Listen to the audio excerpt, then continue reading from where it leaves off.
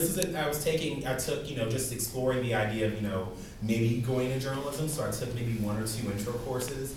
But as soon as they were singing the Glue and Doom song, I said, okay, well, guess what? I'm gonna go and learn how to manage, social media, account for a campaign. So, before I was at Northwestern, I did a long stint at Baim for America in 08 before the primary started. I was there for about 8 months doing voter communications, and a lot of other administrative duties and helping finance with fundraising and other related staffing needs. And for me, I thought the route was going to be political or advocacy-based type communications, figuring out how to leverage social media or how to take a lot of academic discussions on how LGBT identity intersects with politics and how to figure out a way to communicate that to the masses in a very relatable and basic way so that way people wouldn't be as triggered or by religion or other kind of just social ignorance about the community in order to get change to happen. But for me, being involved in those political and advocacy type spaces doing my work, I realized that a lot of the LGBT community, Latino community, Black community, et cetera, a lot of these are operating in silos. And for me, it was important as an LGBT person to also make sure that the point was being driven home that the community shares intersections with various other communities, and there needs to be more solidarity. Which is why I started writing, ultimately speaking, because I saw on our campus that it was often kind of the same pattern replicated itself even in our generation, because people tend to think, oh, we're progressing LGBT rights, but racism is a thing of the past, and if you are alive and watching the news now, you see that it is not with Ferguson. So that's how I started writing, and eventually, I didn't take actually journalism seriously at all, and it took a few professors to kind of nudge me and say, hey, you need to probably think about this. So I did, and just continued the work I was doing at my college newspaper, worked with Sammy, worked with Kaitlyn and a few other people on the panel just to get a sense of how the industry worked, and eventually found my way here at the conference last summer as I was starting my master's, and I think it was helpful to talk to people doing the same work to get a sense of where my puzzle piece would fit. Yeah, so I think I, similar to all of you guys, had this same experience of really having to cobble it together because there wasn't a formal sort of support structure for LGBT journalism at Northwestern. And so sort of along with that, how did you guys find opportunities to do LGBT journalism, and did you feel supported even though there wasn't a formal support structure? Did you feel that there was sort of enough of a group of people advising you on what you were doing, and how much of it did you feel was your responsibility to do versus should there have been more that the school was doing to guide you in that direction? For me, it was really scary. I had no idea what I was doing. I had a professor here or there who would say, hey, this is a really good idea, develop it, go talk to LGBT people, bring me back the story and see what you can do. And I wanted to do it, but I didn't know how to do it. I didn't know any of the rules regarding basic things like style, how do you talk about queer communities. There was nowhere that I could go that had a list of these are LGBT organizations in Chicago that you can use for your reporting. And I didn't really know how to get that. Like I said, I had professors that were willing to read the stories and to help me edit them, but they were all straight white men that didn't know anything about it, and they thought that it was kind of interesting or kind of cool, but they weren't any better prepared to deal with the stories than I was as a 17-year-old college freshman trying to report for the first time.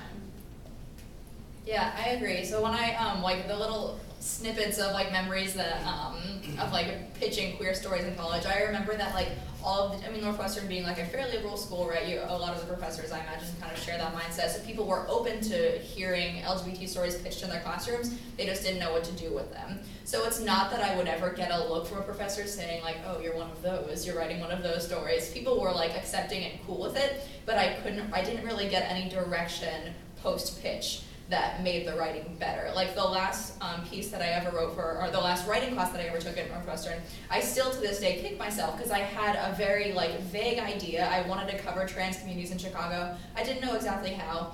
And I came across a really great hook that I wanted to use but didn't know how to use, and it ended up being just kind of a really flat and bland story. And now a year later, I'm oh, this is exactly how I should have done it. but the professor I was working with didn't have a lot of experience in LGBT issues, so couldn't help me like frame and dig more deeply into that one specific issue. And I think that happened throughout. You know, no one was going to say, no, don't write a queer story. People were open to it, but because they didn't know anything, they didn't know how to edit, they didn't know how to work with me to really make it a lot better beyond the basic journalism 101, like go, you know, find a research statistic to cite or something. So it took different. It shaped differently for me both in undergrad and grad school because I got my dipped my toes in the water doing opinion writing. So for me, it was an experience to write a lot about heavily about LGBT issues and about feminism and about how that intersects with race and politics. Is an only for the most part while I was at the paper, I was the only active gay voice or black voice in our opinion section, and certainly when it came to diversity, the paper I was at times the only gay editor, and for the most part, the time I was there, I was the only black editor. So for me, I always felt like I was that guy on the staff, and that's how I was treated in the newsroom, unfortunately, in some cases, but other times better than others. But I felt like it took a lot for me to really figure out who my people were, who I could talk to, bounce ideas off of, who would be receptive to the types of ways I wanted to tell a story. But the hard part of that was feeling as though, in some ways, that my work wasn't valuable, or that I was too niche, or that this work, looking at what my peers are doing, going and interning at places like the Washington Post or the Tribune or the Sun-Times or your bigger legacy magazines and publications, I didn't think that my work would go anywhere else. I thought I was just kind of limited to blogging and opinion writing. So I didn't really feel as an undergrad, because I wasn't a Medill student, I didn't feel that I had any support really. So I was kind of going at it alone, and then towards the end I started talking more to these three to kind of figure out what they were doing, and then kind of blogged on my own until grad school. Then came grad school, and it was like, okay, I found my people, I found professors like Doug Foster who could give me advice on different ideas or things to cover, and just had to just kind of go about that way, just kind of just shuffle your feet and go at it that way. I really like your point about being at the paper, because Derrick and I worked on the paper together, and I remember like the moment I had in my head where I was like, Derrick is another queer person of color. We can talk about these things together and understand what we're talking about. And like, I spent 4 years on the staff, and everyone was a good friend of mine, but sitting in a room with people feeling like I'm gonna bring this topic up and no one's gonna know what to say, and they're gonna listen to what I say and then parrot it out. And that, first of all, that's a lot of pressure on me to always get it right, and I don't know everything. Second of all, I can't learn from anybody if I'm the only one in the room with information. So Derrick and I actually did talk about that when I was editor, and before that when I was just on staff, about what stories we wanted to see, and if I had an idea, I would ask him for advice, people that I should talk to, and whether or not they panned out, at least it was nice to like have another person around that I recognized. I was like, we are on the same level in some important ways that I was not easily able to find with other people that were doing that work. So I mean, hearing what you guys said and also sort of having lived through it with you all, I mean, it feels very kind of student driven. And should it be? Like, should this education on campus be coming from the students, or should there be like something else that the school is doing to help it out? Like, what in your sort of ideal world should LGBT journalism education look like? And sort of how do you parlay that both on campuses and then also into the professional world? Like, what support structures would you like to see sort of in both areas? I mean, in a dream world, I would have gotten to Northwestern, like stepped on campus and seen like an active chapter and like an LGBT reporting class and 5 out professors on the Medill staff. Yeah. But that would have been a dream world, and we left it, I think, when we graduated, like maybe 1 step closer to that, or two steps closer to that. Where it is at this point now, like I think it's great that students are leading the charge on it, because there's something to be said for those of us who are part of the community, like knowing more than the straight white men professors who have been there for a long time. Not to bash straight white men, some of them do great things, but those shouldn't be those should not be the people who are spearheading what queer curriculum looks like. So in a way, it's a shame that there wasn't that structure set up for us when we got there. But like, if students know about it, then they should come forth and share that information with the professors and with the other people on campus. and then hopefully that sets the stage for eventually for that being the way it is when a new freshman walks on campus. They don't have to do any work to make a queer presence in the journalism school. It's just there for them already. So for now, I think it's good that students are the ones leading it, but it shouldn't necessarily have been that way when we got there. Yeah, I think we've like the four of us, but then everyone else that we went to school with, we put in the legwork. We showed that students are interested in this, that you can get students to sign up for a class, that this is a need that is out there. But we're only on campus for 4 years, and if we don't even understand that we're interested in this subject till halfway through college, it's really hard to, as a student, make that kind of lasting change and ensure that at an institutional level, the school will continue to care about it and continue to fund it and support it and nourish it after you're gone.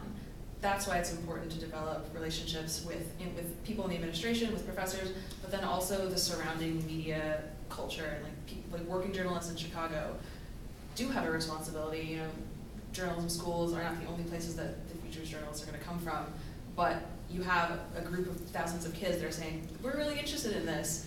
You should go to them and talk to them about what you do and why it's interesting, and give them the resources that you wish you had when you were starting, whether or not you went to journalism school. Everyone that's learning how to do this needs the same kind of resources, and they're just not being, like, there are resources in one place and people need them in another, and someone's got to cross the barrier. I definitely agree with both Kaitlyn and Camille on this, and I would add that I think one of the things that can be done, I think, number one, yes, it should be student driven, because more often than not, a lot of the different norms, terminologies, ways we talk about our lives, the community should really lead the way in that discussion. As they've said, I think part of this tends to come about when we're having discussions about ethics and how we treat certain racial issues or how we treat women. Oftentimes when those ethics discussions happen in classrooms, there's going to be one line and maybe 2 seconds of the discussion about LGBT people, if they even get the acronym right, or they have ED on transgender, what have you. And it can, if there's no one in the room, if one of us isn't in the room, or a well-intentioned, straight ally isn't in the room to say, hey, this isn't actually correct, then you have journalists who are going out in the world getting it wrong, and you get stories like we've seen consistently in the last, it's gotten better, but we've seen stories where journalists mess up, especially with the trans community, with queer communities, queer people of color, gender non-conforming people, it happens. But I think what can be done is, if there's a way that the institutions can, if they have to go outside the community to get that knowledge, or just as simple as using the NLGJA style book, consulting what GLAD's resources are. Get a consultant, like an LGBT media consultant, to come in and talk to you about developing some kind of code of conduct or guide for your students. That way you can have something there. Yeah, and there are always going to be people who know more than others. If you're queer, there's a good chance you're going to be more up on the vocabulary, even if you're not a professor. But I shouldn't have a professor come to me and ask how to properly refer to a trans person and what pronouns to use. It's really, really messed up that there's not just a guiding code of conduct in journalism for how to talk about these issues, even at a very basic level. Maybe it's different now. Just 1 year out of school, having Laverne Cox and Janet Mock and all these amazing trans icons out there who are really doing great things for visibility. But I feel at least in my experience, there was not a base knowledge that was Northwestern-wise students or professors. I hope that's changed by now, but I don't know. Cool. So before we move into sort of talking about breaking into the professional world and the work that you all are doing, is there anything else that any of you guys want to say about what was going on when we were on campus, or J school in general? Okay.